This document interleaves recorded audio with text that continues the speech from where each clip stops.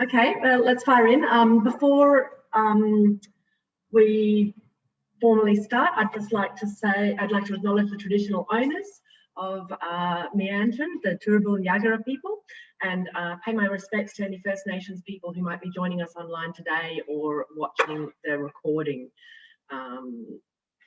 Welcome.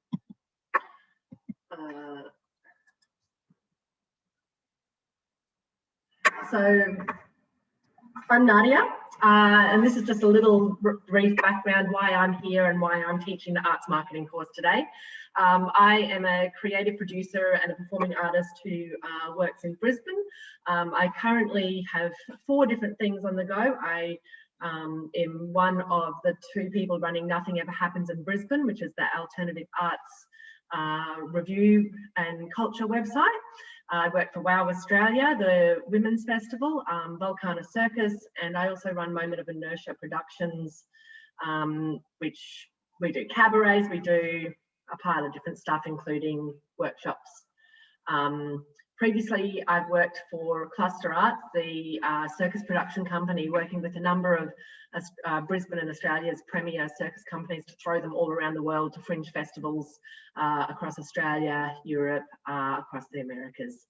I'm an indie arts producer, so I work primarily in the independent space, and I understand the particular challenges that indie artists are under pressure, particularly with budget constraints, access to media, and a few other things. So all of my arts marketing stuff will always have an angle that speaks to you and the kind of challenges that you undergo.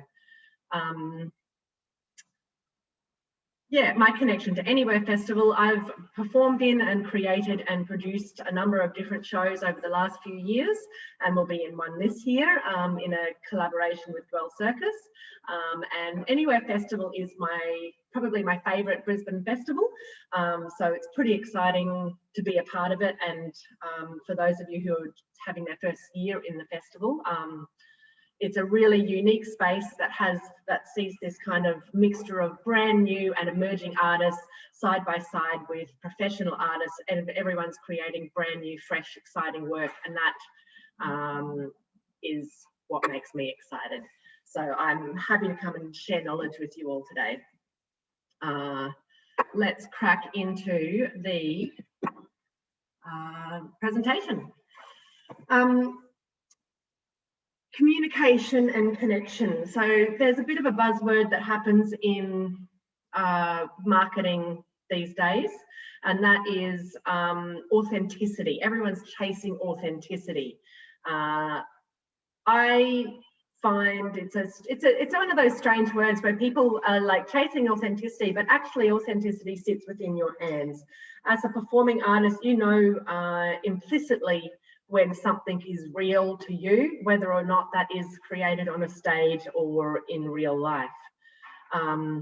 We all also work, we all have social media profiles. We are used to creating representations of ourselves. And even when we move away from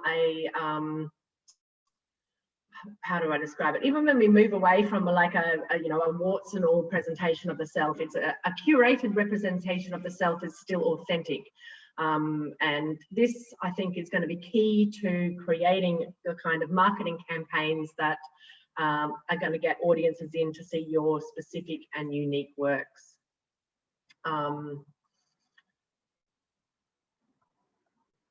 No one likes to be sold to, but everyone likes to connect. And I think that this is one of the key points that I like to think about when I am creating a campaign, is that we're not trying to force feed anybody our promotional campaigns. What we are genuinely trying to do is connect with others who are like-minded souls. We are trying to sell 50 or 100 or 200 tickets each across this festival, and there is in Brisbane, what, 2-3 million people. We've just got to find those 200 people that are looking for our happy story or our sad story or our emotional connection. Like what you've got, there are people who want to see it, and you've just got to go and find them. Marketing is a conversation. It's just one person talking to another person. And this is that idea of authenticity and simplicity, and not trying to overthink who you're trying to connect with, but knowing what it is that you're trying to create, and then telling the story of that in a clear and simple way, hopefully. I'm going to start here with the audience journey. And I like to start with this especially when I'm working with people who are doing marketing for the first time, or arts marketing in their early couple of years. I like people to think about what's actually happening when an audience member engages with you and your company. So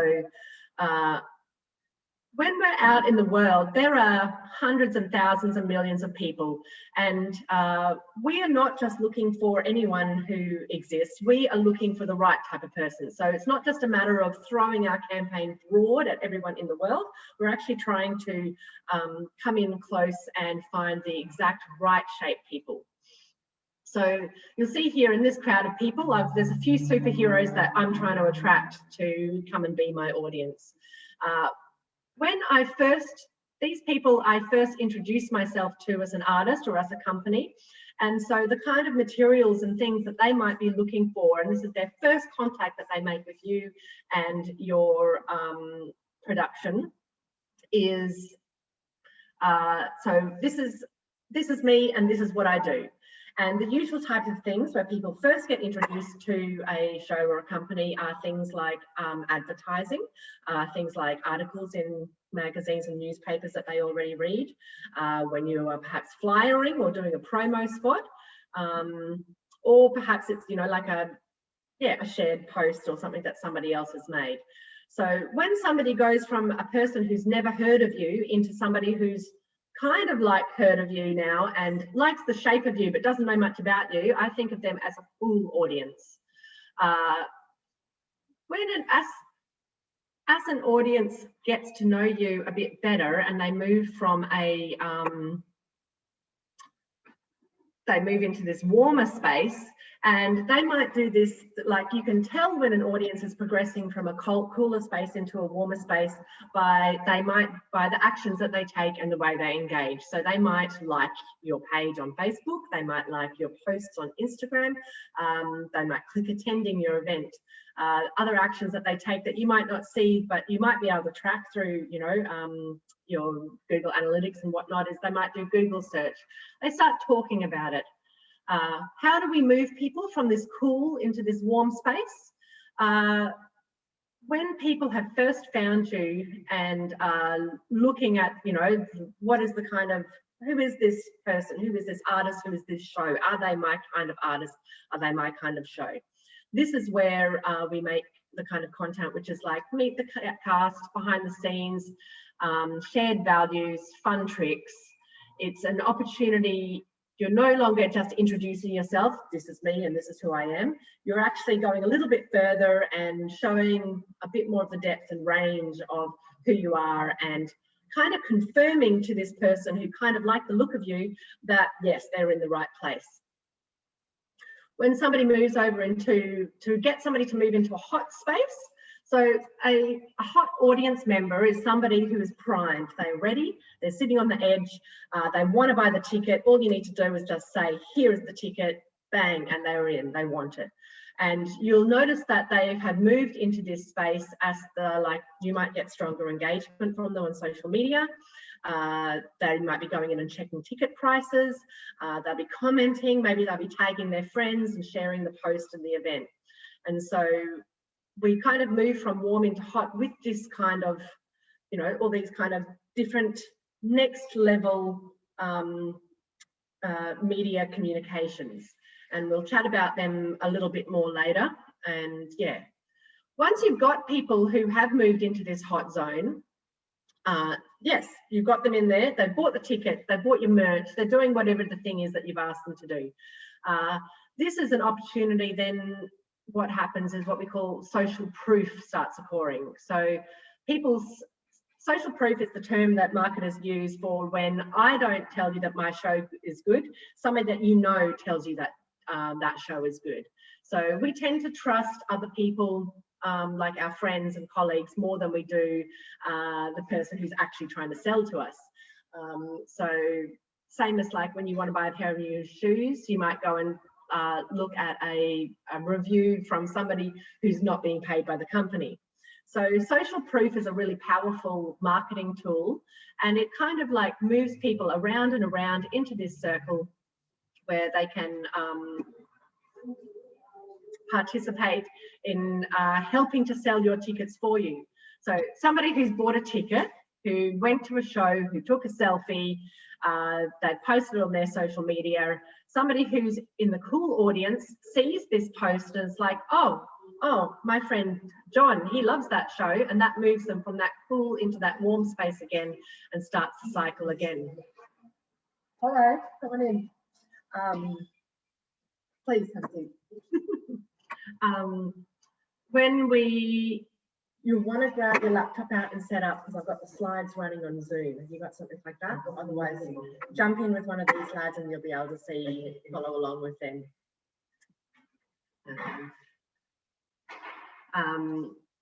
Yeah, so this is the kind of journey that audiences go on. Now, does that make sense? Have we got any questions about this kind of thing? This is the process that like an audience will go on, and they will return. And so across a season too, you might say, if you've been doing a show for 2 or 3 years, you're going to have an audience who's already sitting in this hot space, or maybe after they've seen the show, they've moved back down to warm. And then next year, all you need to do is remind them that you exist, and they'll move back up into that higher space, ready to go, ready for you to drop your next sales. So your relationship with your audience also will ebb and flow over time as you move through your career. This is the kind of thing too where perhaps once you have a reputation or a string of reviews or a sold out season, you will already have a pile of audience that sit in one of these other spaces. So, which is not, yeah.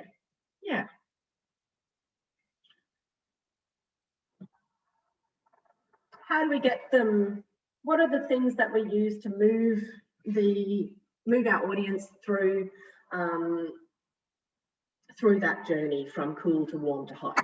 So what I've done here is I've made just a little diagram that kind of talks about everything costs you something. And you can see here at the top I've got money, and here at the bottom I've got time.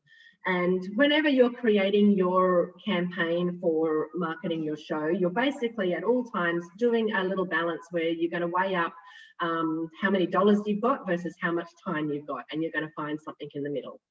And so the kind of different tactics that we might use to sell a show.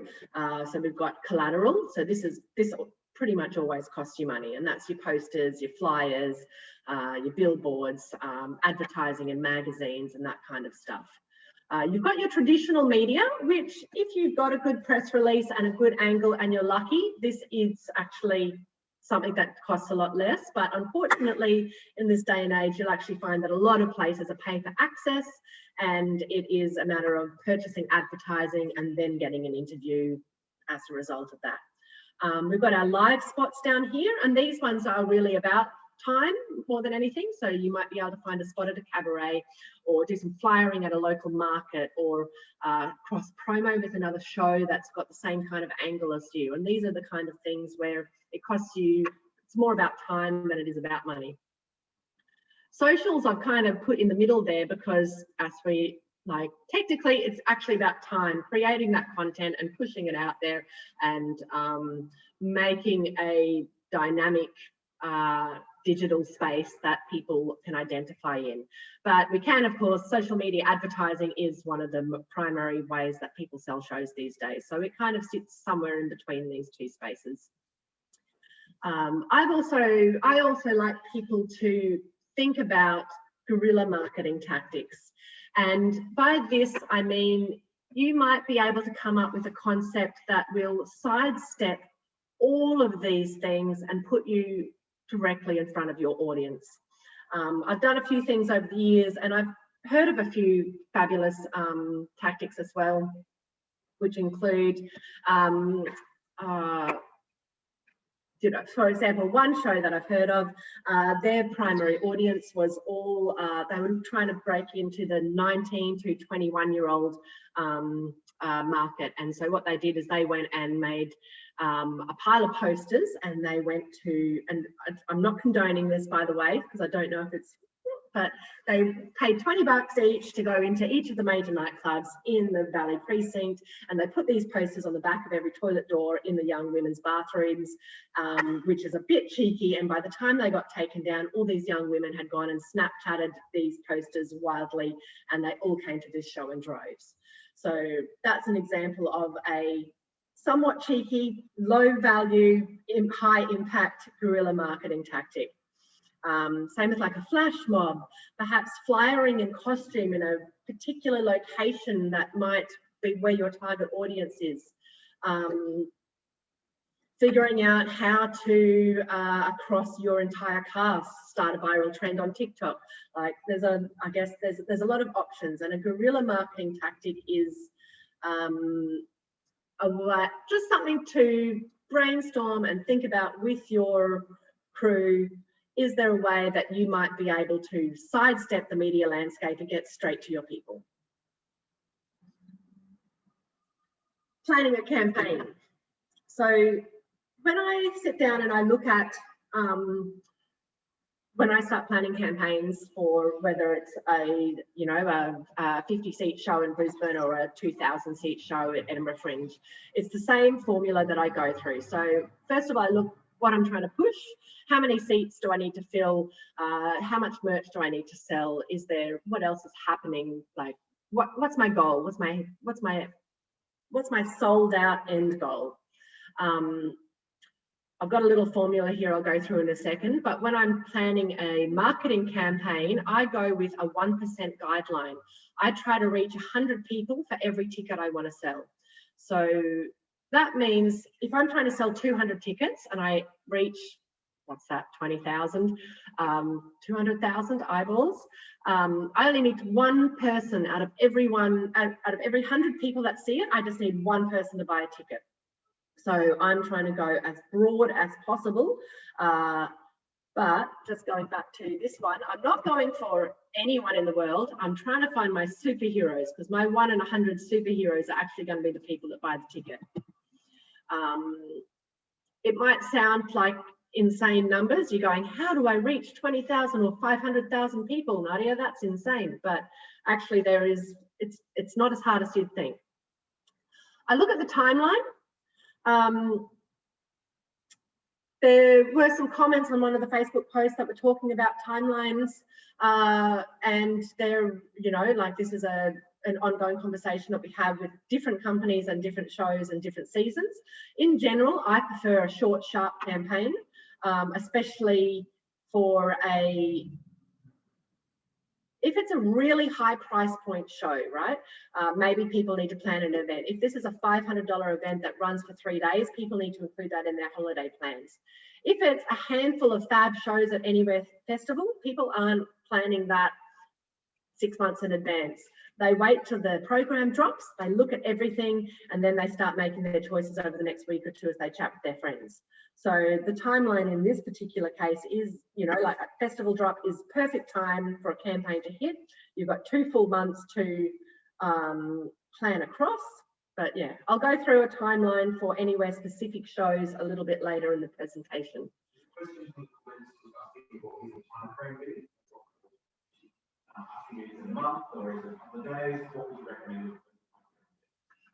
What would I recommend? So the question was, what would I recommend a good time frame would be? So for Anywhere, all my shows that I personally have done have been the length of the Anywhere campaign, which is between 6 and 8 weeks, I think. This week, I think it's 8 weeks exactly.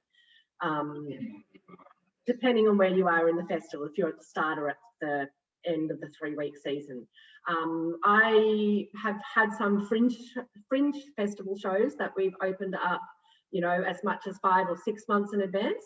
And sometimes even they've sold tickets, but I think that that's mad, because who knows what they're doing in 8 months' time at a festival in a different country. So I don't actually know that having a huge lead time for a low to medium price point show is actually useful. I don't think people make those kind of decisions that far in advance. I also think that when it's closer to the time is when your social proof starts running around, which is when people are posting about it, chat is happening, that kind of stuff. So I prefer a 6-week campaign. I enjoy a 6-week campaign myself. Because how much capacity have you got? This is the other thing. We are indie artists, so often we are producing, directing, performing, creating costumes, figuring out how to do everything in the world. To have an extended marketing campaign that we're also trying to run often as, you know, beginners, or, we've only run a few of these. That's just another level of stress that we don't need. So again, that short sharp is figuring out how much time in a week I actually have on top of my paid job and my art creation to put into this campaign. What's the budget? A lot of people don't make marketing budgets, but I recommend that you do. And even if that's going, I don't have more than $400, or I don't have more than $80, or I'm going to splash out $1,000 because I'm going to make it back. But figuring out in advance and going, okay, yeah, the trade-off, which costs more? Do I have time for this campaign? Do I want to drop some money on it? Because, yeah, which one is more accessible to me this year in this one? I also like to think about what resources I have in any particular campaign, and this might be a range of different things from you might have connections in the industry. This might be your return season. It might be a return season for one of your cast.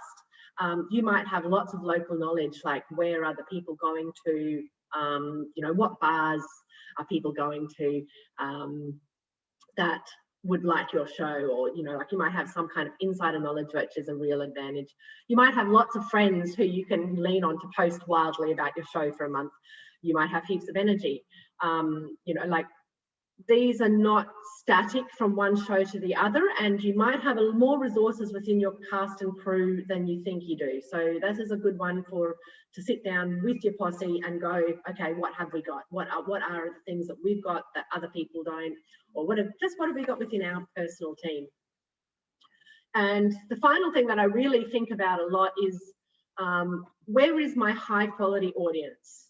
So going back to this one again, if I can pull out as many superheroes as possible out of this like ordinary, the general mass of humanity, I'm going to make it easy. It's going to make it way easier for me to sell tickets because they're already the right shaped people, and I just have to introduce myself and then just keep feeding them good content until they buy a ticket. So I think about who my show is really for. I think about who I'd like my show to be for and who's actually going to be into it, because they can be different things. I think about if I've made my show for a particular type of person, like who are the ticket buyers? So for example, if I've made a children's show, I'm not marketing to children. Or am I? Am I going to the park and literally handing a flyer to a child? Or am I actually going to be looking to speak to women aged 28 to 35, who are the majority of mothers with young children? So it's going, who's spending the money? Where are they? And what are they doing? I'm going to very quickly show you, this is my formula for how I put together a campaign, and we'll go through it real quick and come back and have another look at it, and I might post something about this in the Facebook group later. So this is how I do the maths on that one.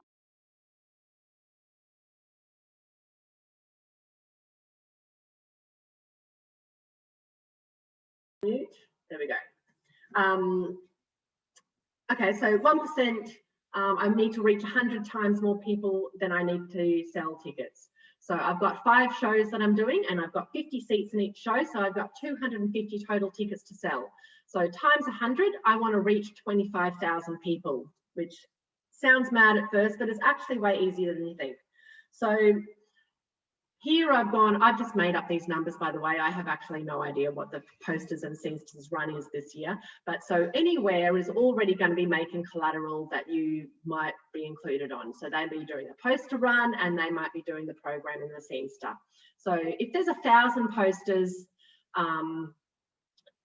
out and around the city, and we've got, and I've just put them there as in they've been seen once by one person. Is that how I've done it? Or twice by one person? 500 scenes, each are looked at 3 times, that's 4,500 people. I've made 20 posters of my own, and I've gone and I've picked a location specifically where I think they're going to be good, like a local cafe, my office at work, something else, and I've just done an estimate here that they'll be seen by 100 people a day for the 6 weeks of my campaign. That's 12,000 people will eyeball that poster. I have pitched a story to my local newspaper talking about my local self and my show, and they've run that, and that's reached 5,000 people. I didn't try to see how, yeah, anyway, I've got one article on Nothing Ever Happens in Brisbane, and I've got a Facebook event with 250 followers, plus the reach and cast of my crew, that's 1,000 people. And then I spent $200 on social media advertising, that got to 2,000 reach, and that was 25,000 eyeballs. So if 1 in every 100 people who saw that campaign buys a ticket, that's my season sold. And that's roughly how I try to figure it out. I think I've,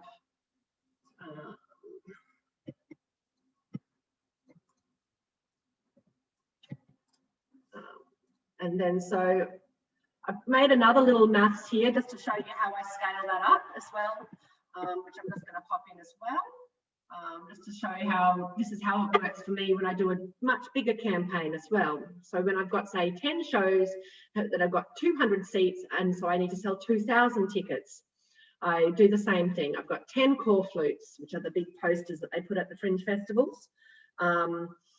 They got seen by 1,000 people a day for 20 days, that's 20,000. I've got 3,000 flyers that I get my crew to hand out. I've got a magazine interview in print and online that got seen by 30,000 people. I advertised in a specialty magazine with a run of 50,000, and I managed to get 1 radio interview with 3,000. Live, I got 3 guest spots, and after every show, I got 30 photos taken with my performers and audience members, and they each shared it to 200 followers each. So that gave me views of 112,000, and that tells me that I need to spend enough money on my social media to reach 90,000 people. So that's just to give you a little example of how that scales down and scales up for figuring out how big my campaign needs to be to sell how many tickets I'm looking for.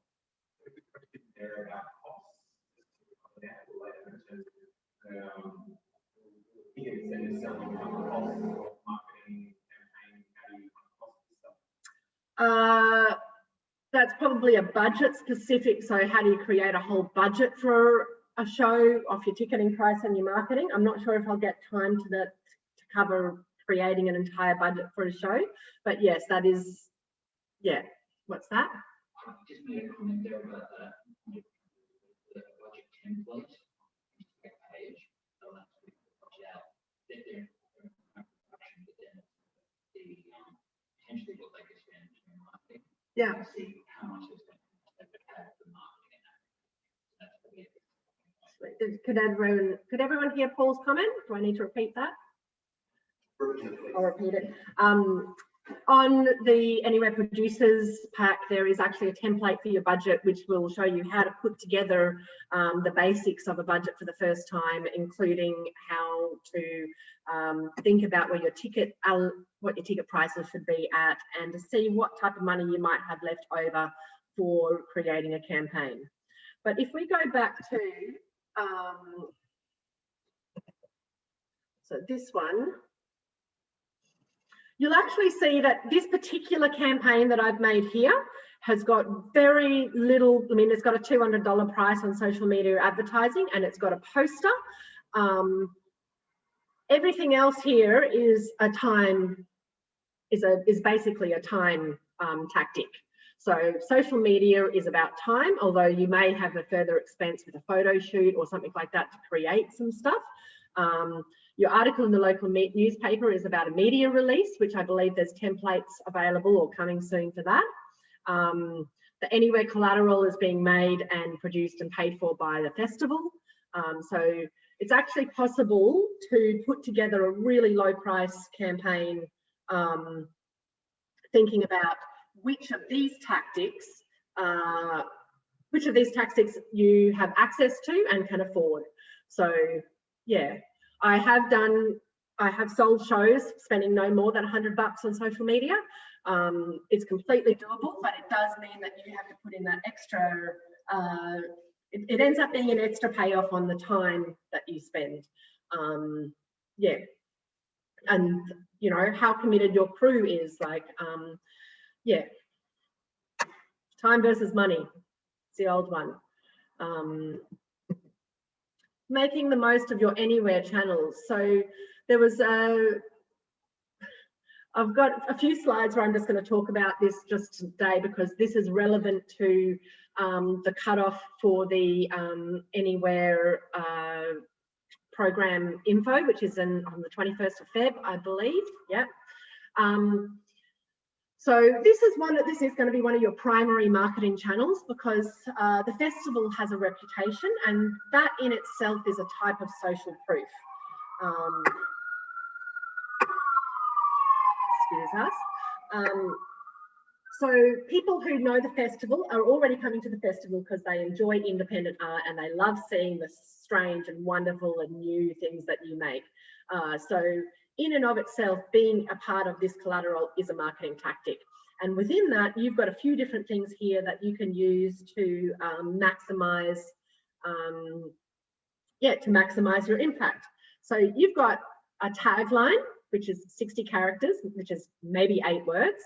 You've got a print program, 70 words, and a web description, which is 900 characters, around 150 words. So in this, you've got, this is your first masterclass in storytelling, is distilling your show or the essence of your show down into these little tiny clickbait sizes. The primary aim that you want to get across in any type of show listing is the who, what, where, why, when, and how, as they like to call it, the 5 W's and how. Some of these are already on the page, and I've got some exemplars that we'll have a look at in a minute. So where it is, when it is, and yeah, so where and when are already there on the page. So what you want to put across is who, what, where, who, what, why, and how. Don't be too fancy with your print, well, with your web copy.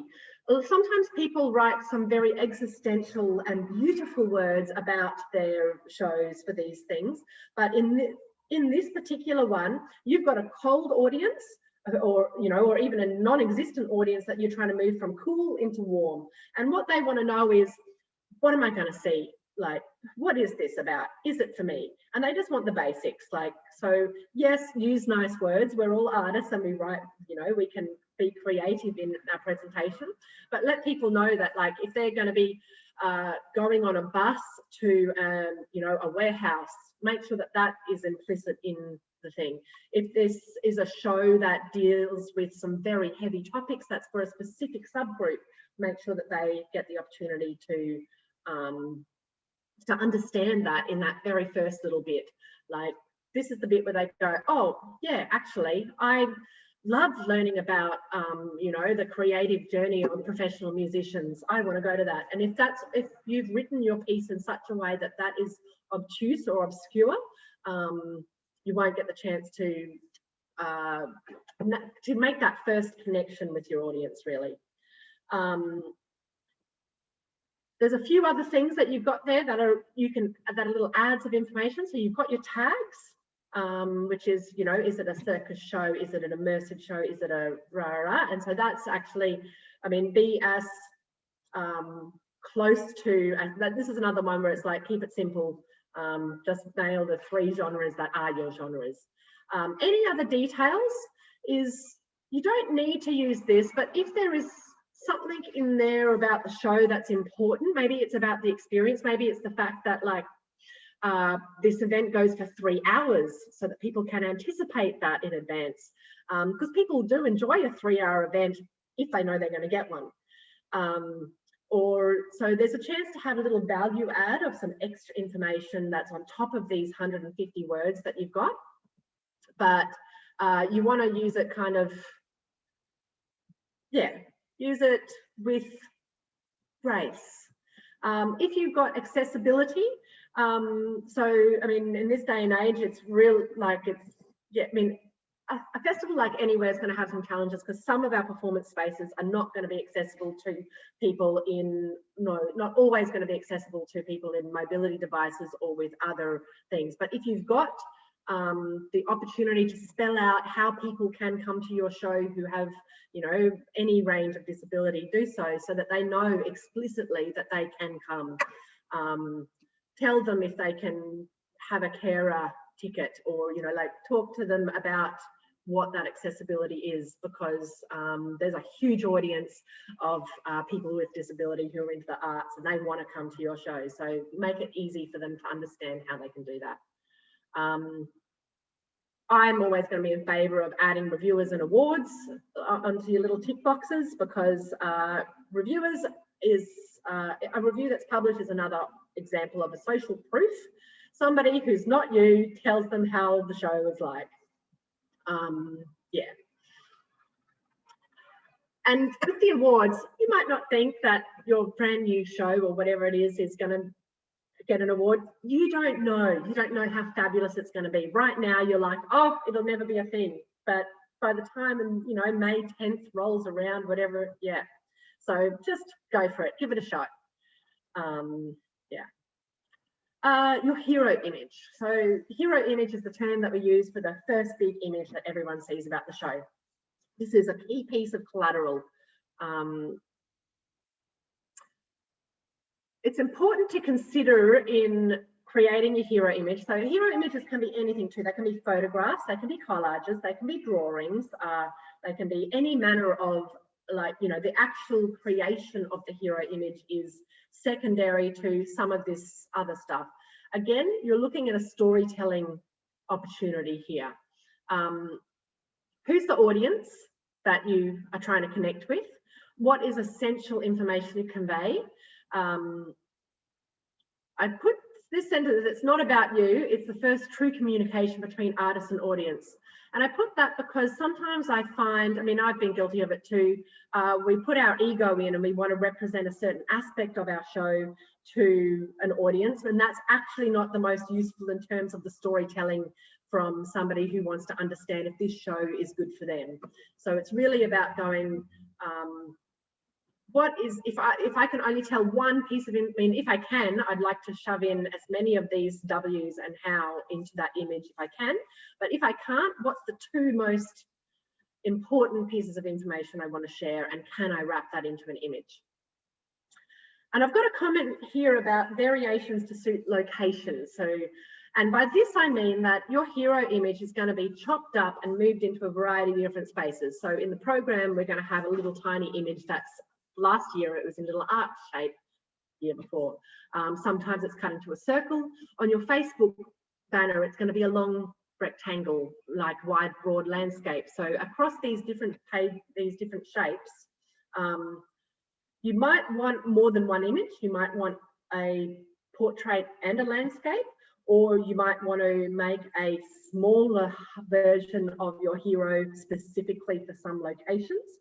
So I guess it's just thinking creatively. Can, you know, if I've got a whole great big image, do I just want to show an excerpt for my Anywhere collateral? And I'm going to give you a couple of exemplars now of pulled from 2019's program, starting with my own that I made a mistake on. Hang on, where are we? We'll come back to those other ones.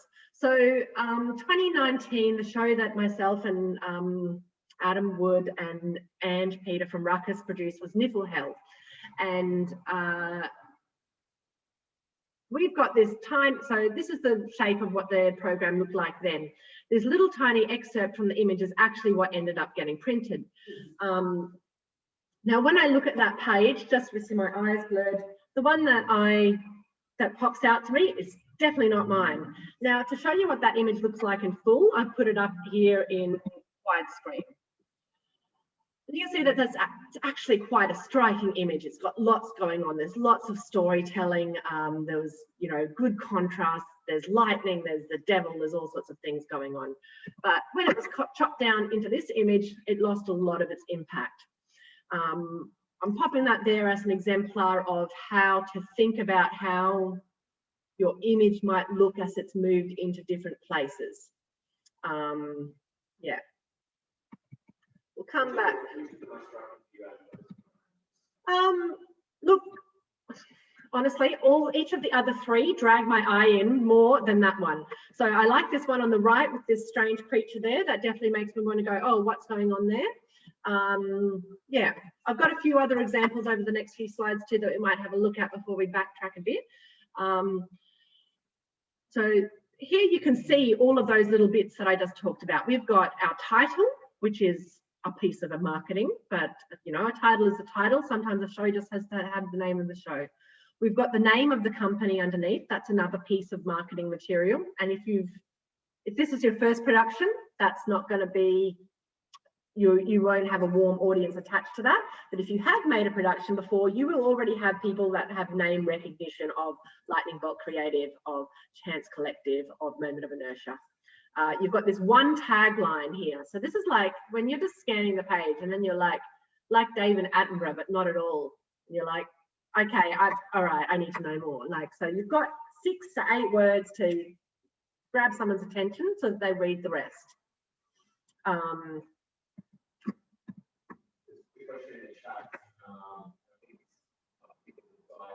Two collaborating artists would be both of the names in terms of the company, and then this one would there be enough space to put two names in the artist?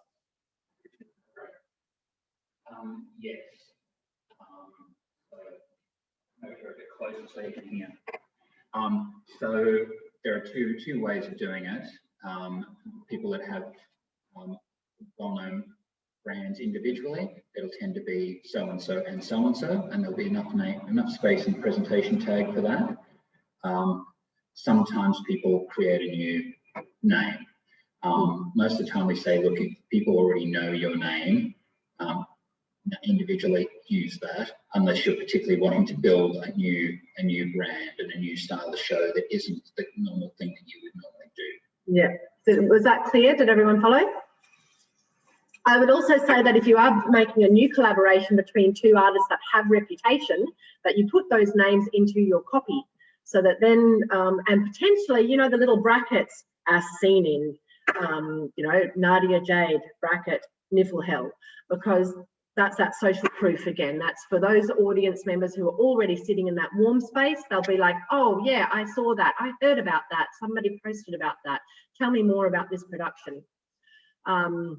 I've chucked this is 2 little excerpts from the 2019 page again.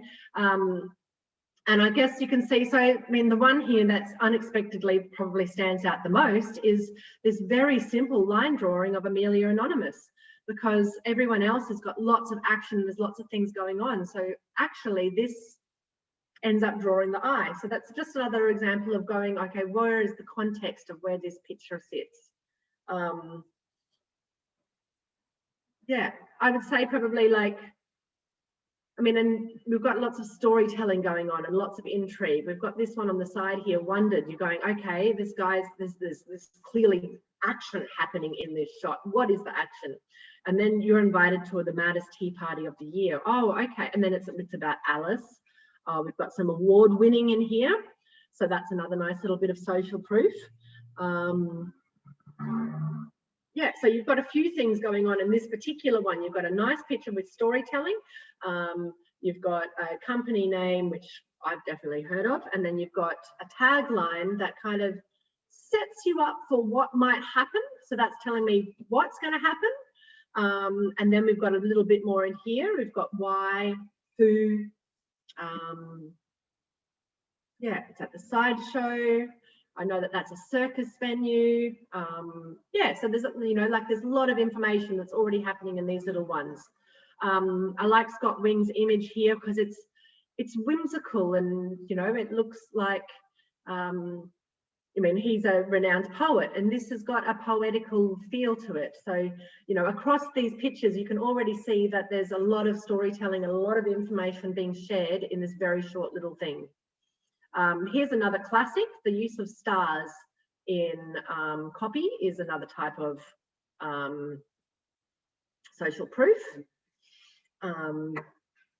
If you got them, if not, you've got the opportunity to, yeah, to do some storytelling and share some info in there. I've put these 4 up here. We'll just go through it real quickly because I want to move on to some of the other stuff. I like this because I feel like each of these taglines really set you up for what the show is going to be. So we've got, and each of the images in their own way are quite effective. I'd say this is the only one that's a little bit less, but this one is writing, so the smooth end of the pineapple, it says that it is Python-esque sketch comedy guaranteed to make you wet yourself laughing. So when I see that picture, I don't see something that's so hilarious, but this is a return show. So these faces are actually recognizable to people who've seen it before. So in that way, it's actually highly effective because people who did come last year, they recognize the name, they see the faces, they're like, oh yeah, warm, there may be already a hot audience, bang, I'll buy a ticket straight up. These ones I like each of their status. So rip the status on West End's toilet crawl. Bit dramatic, but it kind of says, okay, I think it's like a bar crawl, but we're going to go to bathrooms, and then like you read it and you're like, okay, what are we going to go look at graffiti? I don't know what's going to happen there, but like it kind of sets the tone, shit talk, random picture, cool. Skyward, we've got a mesmerizing fusion of art, song, and aerial circus. Straight away, I know that's what I'm going to get. I like art and I like song and I like aerial circus. Awesome. I pretty much don't even need to know anymore. I know that that is a show that I personally will enjoy. Perhaps you hate aerial circus and you'd be like, no, not me. And a commie magically absurd cabaret. I like this one as well because it kind of says, okay, it's going to be funny, it's going to have magic, it's going to be weird. They've used, technically that's 3 words, and they've just described to me everything that's going to happen, and that just makes it really easy. Now I'm going to have a look at that. Maybe I'll look them up on Facebook, and then they're going to keep showing me that they're weird, funny, magical, and absurd, and that'll continue that relationship. Yeah. Got any questions about that kind of stuff? If you have specific questions about your kind of things, like I'll add the tag at the end, but you can just tuck it up in that Facebook group, and I'll jump in as well after today into the future. So we've got our anywhere collateral, and now I'm just going to do a couple of slides that kind of talk about social media and who our audiences are, and how are we going? Oh no, we're doing good for time. Yeah. So this is about thinking strategically about what specifically, this is really talking about social media, but it's also, I guess, talking about that broader media landscape. And it's going, so here are the questions that you need to kind of answer when you're putting together your company or your show strategy. And this is not just specific to this campaign, but probably in a wider sense as well. So what are you trying to do? Are you trying to grow your brand? Are you trying to increase your followers? Are you just wanting to sell tickets? Yeah, what's your ambition here? I think about, where is my audience, and where is my audience and what are they doing there? So, and this is kind of going, okay, so we've got a pile of different social media platforms, but people are doing different things on them. We've got different age groups working on different platforms, and not just that, but they are doing different things on the different platforms. So we've got, where are they learning? And where are they buying? And where are they engaging? Are my other questions. Yeah. There's a question on the comments about that. Well, where are they buying? So where are people actually able to buy? Okay. I'll actually put it in the chat. Yeah. And this I want to think about. So I guess it's going across Facebook, Instagram, TikTok, etc. I've got a bit down here at the bottom. Are people meeting you on Instagram? Are they seeing your content for the first time on Instagram because of your use of hashtags? But they're actually going to book tickets and plan their weekend on Facebook through the events system that we all use on Facebook. Are people following their heroes on TikTok but talking to their friends on Snapchat? So and what are the actual kind of things that people are doing? Are they, I just even think about, to use my own personal social media as an example, I use Instagram for inspiration, but I check out what's happening on Facebook. What are people doing, and thinking about how they're engaging with different spaces is important. So I ran a spectacular Instagram campaign for a company in Edinburgh Fringe a couple of years ago. It was beautiful. We got hugely high engagement. The advertising stats were through the roof. But the ticket sales weren't measuring up to that. And that said to me that while I had nailed my audience demographic and I was making beautiful content that they loved, the people who are on Instagram are not the people who are going down to the box office. So I'd actually made a mismatch in my thinking about who these people were, and I put too much energy into Instagram where I should have been looking at flyering or postering or perhaps media. So it's going, who are my people and what are they actually doing in that space? So I've got some a little bit of stats and stuff here on the big ones. Facebook is the big one. It is the big one. 70% of all adults are on Facebook, all ages, especially the 20s to 50s. And it's actually, I'd say that that's probably a bit out of date. I think the older than 50s are spending a lot of time on Facebook too now. The good thing about Facebook is it's got this events calendar and automatic reminders. So the Facebook events are a very useful tool. If someone clicks interested in your event, every post that you make in that event will be shared to that person. If you just post it on your company page or on your regular page, it might get served to 2% of your audience. So getting people to hit maybe on that event is a really useful tactic, because you can then keep serving them information about you until they buy a ticket. The sharing features on Facebook are really critical, and it's a way that you can bunny hop off other people's networks. Yeah.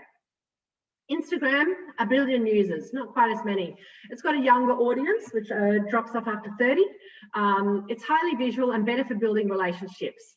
And I kind of put this here because I think there are performers who do successfully use Instagram to sell shows, but they generally tend to have built an audience over a number of years and have a really good, strong following already. It's quite challenging, I think, as a newer or a smaller company to use Instagram to build enough of a following that's actually going to get turned into it. That said, you might know your audience and you might know exactly where to find them and what they're hanging out on. So yeah. TikTok, I used to have Twitter here, but TikTok's moved up into this slide lately because it's big. It's been downloaded 2 billion times, which is insane, and it has 800 million active users, but only 2.5 million in Australia. And I just chucked that in because although I'm looking at a number of my, in my circle who are using TikTok and getting really good engagement and going wide, I wonder if it's actually possible to direct that to a distinctly local audience that can be turned into ticket sales. I'm happy to have a chat with you sometime about how you might be able to spin that, but yeah, we'll see. Primarily, I would say these Facebook and Instagram are the platforms where we work on as marketers. That said, again, if you know who your audience are and you go looking for them, there's this whole pile of other places, and you might know specifically where to find them. Twitter can get direct to journalists, for example, but Twitter as a whole can be pretty aggressive. And this is just a comment too, like when new social medias come out, early adopters tend to get really good reach and stuff. So if you were an early TikTok user, they benefit, they allow people who are coming in early on new features and on new platforms to get extra traction. So if there's a brand new feature drops on Instagram next week and you get all over that, you'll probably get a lot further than, you know, Reels, which are already dying a bit. And then, yeah. That's just some kind of some general info about those platforms. I'd say though that most of you also have an intuitive knowledge about how the platforms work. So I'm telling you this here, but this is probably nothing that is new to you. Yeah, like I think we're going back to that idea of authenticity. The way that you are using social media is how people are using social media. So if you're creating something that you know would annoy you, it's going to annoy someone. If you're creating something that's beautiful, that attracts people, you know that. So I think there's definitely a lot of social intuition that you should use when picking your platform and how you want to use it. Make it easy for yourself to use social media. And so I've seen, and invariably, yeah, people try to think that they have to make every single piece of content themselves at great personal exhaustion. When you've got a Facebook page, for example, and you're sharing content on it, and what you're trying to do is move people from that cool space into that warm space, into that hot space. So sharing memes that you and your audience both find funny is an easy way for people to know that they're in the right space. They find a connection and they go, I mean, yeah, we do this on several of the pages that I work on, where you just drop memes.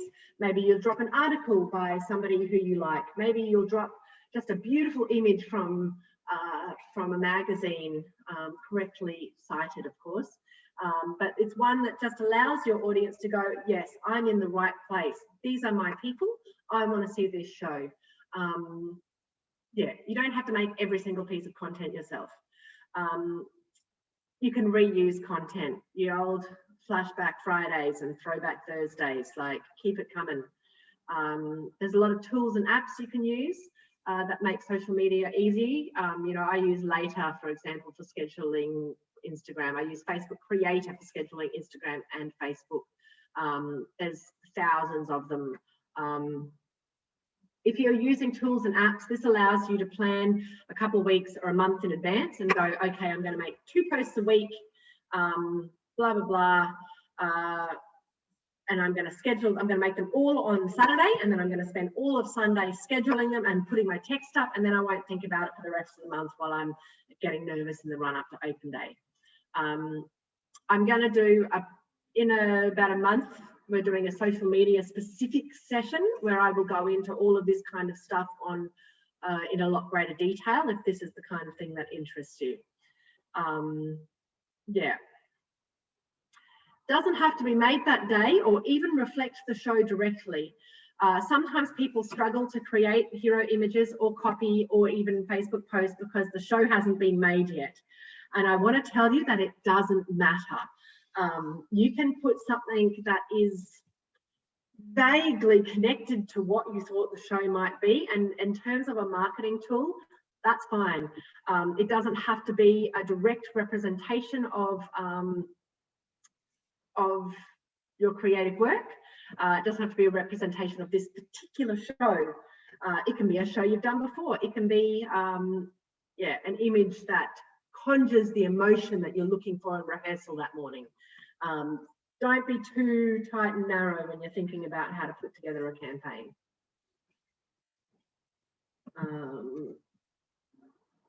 Yeah, I think I'll leave social media, this kind of stuff. If there's any specific questions around this, chuck them into the Facebook group, and yeah, I'll give you the details for the social media session that we do in a month, where I'll go into a deep dive into these kind of things, like how to make a content calendar and all of that kind of stuff.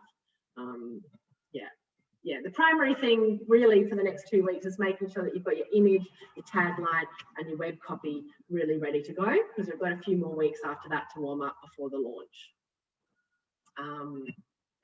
There's those exemplars.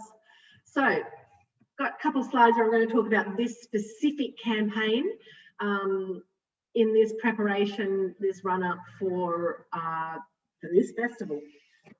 So before the 21st of Feb, we've got our hero image and our text. So that is required. I'm not sure what the other anywhere requirements are, but from a marketing perspective, that's your primary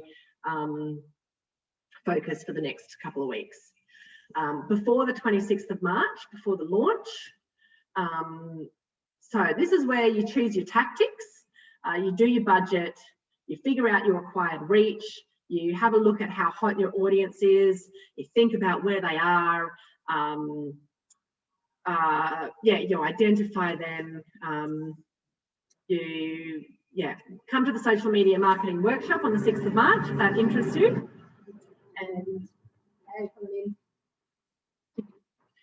And jump in when you can see the slides. Create your materials. So in the run-up, so if you've made all this stuff in the run-up before the festival launch, then you'll be good to go and you can just roll it out. Especially, I like to try and be organised in advance, because I also know in the last 2 weeks of creation, I'm usually pretty intense about that, or having a roller coaster of emotions, or all manner of things, dealing with things that go wrong at the last minute. So I like to try, if I can, to create all this stuff in advance as much as possible. So the kind of materials that you might be looking at having prepped in that next month is your media release, your socials collateral. So that's just, going, what are the pictures I'm going to post? What are the behind the scenes kind of things I want to do?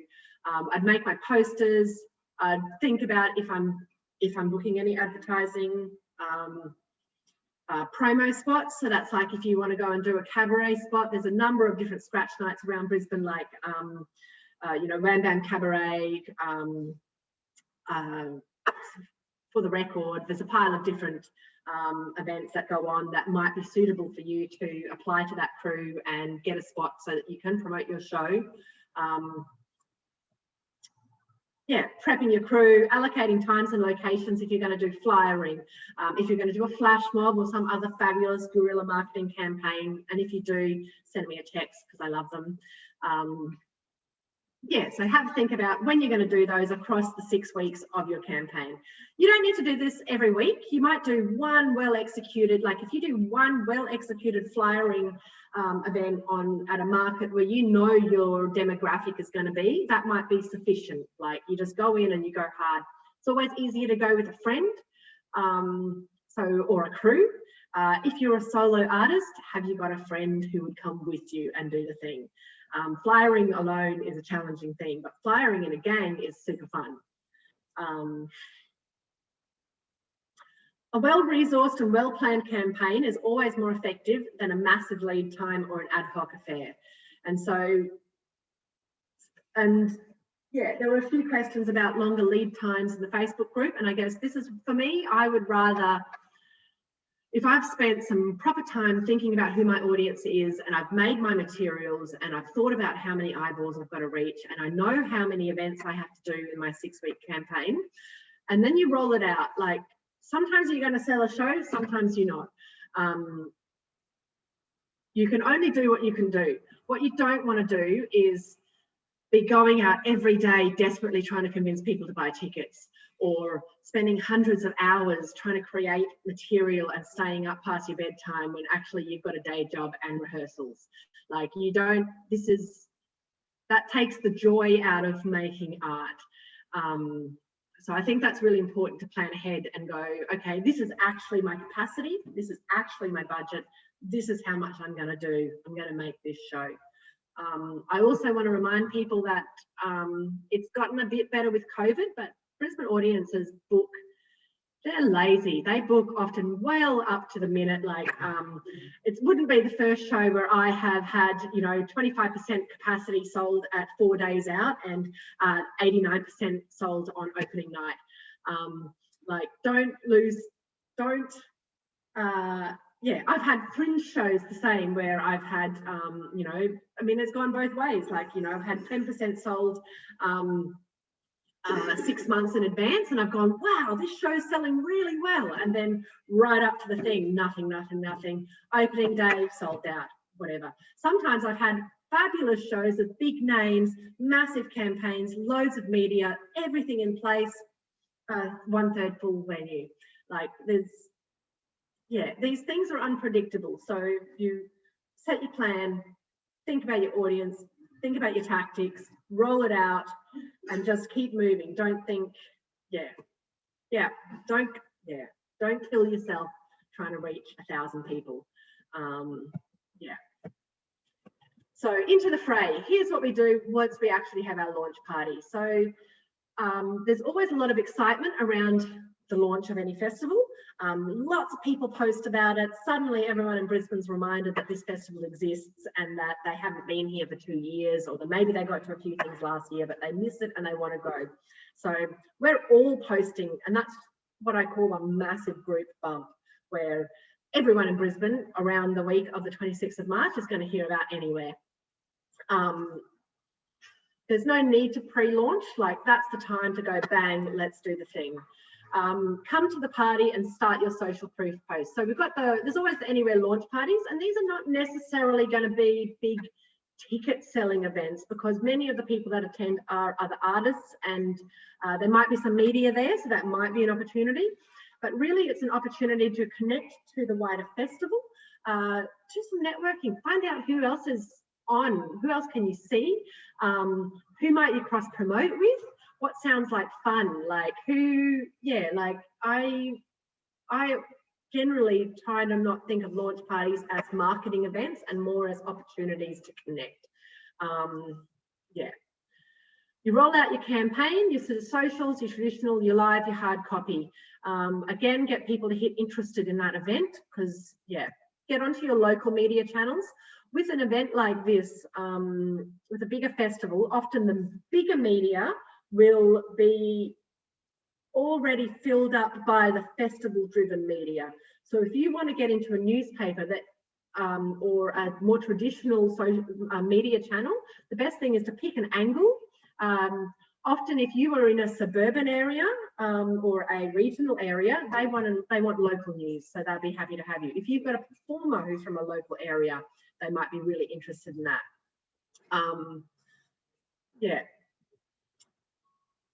If you've got an angle in your show, if you're working with a particular type of person or performer, that might be an opportunity to pitch that angle. Spend your advertising coin, whatever you're spending, or not. Again, not required in this digital day and age. Flyer replace. I do think flyering can be, as a general rule, I'm not into flyering. Like at fringe festivals and stuff, when there's 50 billion people out doing it, I think the value of it's debatable. But if you have a specific audience, a specific age group, a specific demographic that you're looking for, and you know they all gather on a Friday night at a place, you know, if there's a if you've got a South American love story and then there's a samba night, that might, you know, like there might be a specific audience for your specific show, and go and see them and fly to them because they are interested. I wouldn't just go Queen Street Mall with my show about, I don't know, something like, this is flyering, I think, needs to be targeted and specific. It's about going, who are the people, go and hit them. Keep that content coming. So when you've got people who are interested in your stuff on Instagram or Facebook or wherever, once they've come and they've had a look and they've liked you or they've followed you, just keep feeding them information about yourself. And that might be, you know, like, again, we'll go into this in the social media marketing workshop in greater detail, but it's behind the scenes, it's shared values, it's cool pics, it's stuff from your previous shows. Like, it doesn't have to be all brand new. You don't need a big budget for this. It's just continuing to, you know, once or twice a week, or, you know, you don't have to hit people every day either. You can just keep feeding them a little bit here and there to keep them reminded, to keep them active, and to just keep moving them up that getting to know you conversation till they're ready to go and they're like, yes, I want a ticket.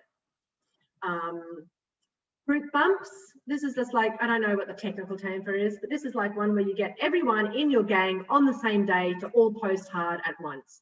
I usually do 3 of these across a campaign.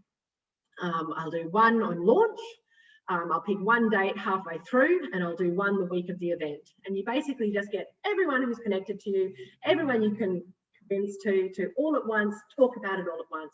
And it just basically means that somebody who jumps onto Facebook might be like, oh, Adam's talking about this show too. Oh, Paul's talking about this show. Oh, everyone's talking about this show. Yeah, so it's a way to just, across that campaign, have a few different bits where it really increases that reach. Week of your event and during the event, keep going. And this is just going back to that thing where people buy tickets late. Push and push and push. Don't be disheartened. I have wanted to give up, and on some shows I have, in the last 2 days gone, oh, nobody's coming, and it kind of kicks you in the heart. Don't, just remind them it's on tomorrow, it's on tonight, it's on in 10 minutes. Like, just keep going. After your shows, get your social proof, go take photos with your audience. If you've got to bump out straight away, send one person to take audience photos. Those pictures of the stars of the show with the audience is one of the cheapest and most effective marketing tools that you can use. Repost the reviews, get your gang to repost the reviews. Save some energy for this kind of last minute and during the run social media. Sometimes people aren't, like, it might take you an hour a day, maybe 2 hours a day. Like, I don't know what kind of time capacity you will need, but try and actually allocate time, especially if you're working another job or doing anything else. Go, I'm actually going to need 45 minutes the morning after a show and an hour after lunch on each of my show days to make sure that I'm reposting, amplifying, finding reviews, taking pictures of, like whatever else you can to keep that pushing, because you can turn a season around in that starts slow in a couple of days. Yes. After the show, breathe, enjoy, bask, and then have a debrief. I always recommend, especially, for anyone at any part of their career, but especially if this is an early part in your, self-producing and marketing kind of career, get your team together while it's fresh. Write down what worked, what didn't, what did you do that, what was unexpectedly brilliant, what sucked the life out of you, what did somebody else do that you want to steal, like how did your budget measure up to your projections, was one of your tactics more successful than others. Write it all down. You won't look at it until next year, but then about this time next year, you'll have this great document that you'll pull out and it will refresh all of that in your mind, and you can use that to help shape the program for the next year. It's often easy once you've finally successfully managed to get through all of that and the roller coaster emotions and everything else that happens in the creation of a brand new work, to miss this little bit that's at the end. But this is, I think, important just even as an artist. You'll have your show come down where you've been together as a team, bonding all the way up to the thing, and then often people feel like suddenly bereft afterwards. And this is another bit where you come back in and you just close the loop, so to speak. I nearly done. I've got some final thoughts here, which are just about creating your marketing material. So you're already authentic. Your work is authentic. You are making something that's real. You don't need to pretend that it's otherwise in your marketing, in your communications with other people. You no doubt already have a fan club, even if this is your very first show, even if your fan club is your mum, or who still comes to as many of my shows as she can get to, understanding them or not. you've got friends, you've got a community, you trained at a school, there's a lot of different, you've got places, you've got a workplace. So it's actually like you're already tapped into a wider network than you think you are. Figuring out how to market your show is actually just about figuring out who your authentic audience is and then connecting with them. It's no more complicated than that. I know it might seem like, you know, there's all these tactics and there's all these different things, and how do I break it down into mine? But at the end of the day, it's still like just returning to that thing from the start. Like, marketing is actually just a conversation between an artist and an audience. It's real simple. You just need to find them and tell them. Yeah. Stay safe and stay sane. This is about knowing your capacity. You know, the art's more important than a perfectly executed marketing campaign. Like, know what your actual goal is here. Get your team together. If you are the sole producer marketer on your team and you're going under, tell your crew. See if you can pull somebody else in. Like, set your boundaries, ask for help, work as a crew. Yeah. Make it easy for yourself, use tech, think strategically. Yeah, I'll go into social media marketing and tech in a lot of greater detail in the next set. And yeah, don't give up. This is worth doing. Push all the way to the end. Give it your all. This is, yeah, not the marketing, the art. Like, that's actually the primary reason why we're here. Yeah. You can, any questions that you've got about marketing and socials, chuck them into the 2021 Anywhere Festival Participants group and tag me. My Facebook name is Coco Jade, or at Nadia Sugar 11 is my Facebook tag. So anything that you put in there, and I think there's a little tab where we'll tag any posts around marketing, so you can access all of them at any point in time. I'm going to do the social media marketing workshop, will be this time next month. And we're going to have a drop-in session that afternoon as well from 1:15 to 2:30, where if you want to come to the Anywhere office, I'll be here and you can come and ask me specific questions about your campaign, and we can have a little brainstorm about what works for you and, yeah, what tactics we think might work well. Check out Nothing Ever Happens in Brisbane. That's my project, along with me and Adam Wood. We run that one, and we've got a mailing list for $1 a month, which gives you a list of what's on in Brisbane, and you can support independent arts media and check out what we're doing. We're going to be doing a big festival hub for Anywhere, promoting a lot of shows, and there'll be another opportunity for you to do interviews and get info about your show onto that site as well. So have a look at that. Yeah. Have we got any questions coming in before we wrap it up? Silence.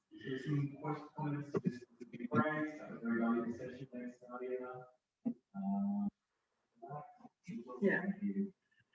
It's a lot of info to go in, and the recording will be chucked up for you to go back through if there's bits and pieces that you've missed, or yeah, if you just want to refresh.